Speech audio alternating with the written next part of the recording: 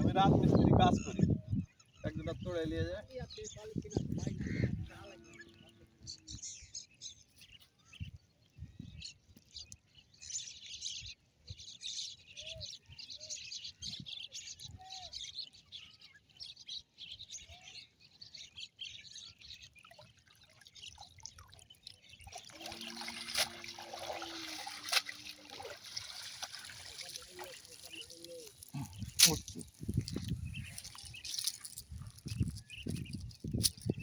মানুষ প্রথমে এসে রিক্সা টিক্সা চালাতাম, এই নদীতে মাছ টাছ মারতাম, এলে করতাম, দিয়ে তারপর রাজমিস্ত্রি কাজ শিখে এই তো যা হোক আল্লাহ দিলে ভালোই চলছে দিনকাল।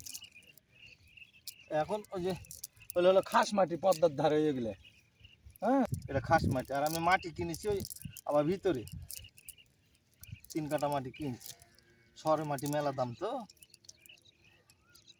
আর এখানে বাড়ি করে আছি খাস মাটিতে, এখানে 26 বছর হাত নিয়ে এভাবে করে দেখান তো।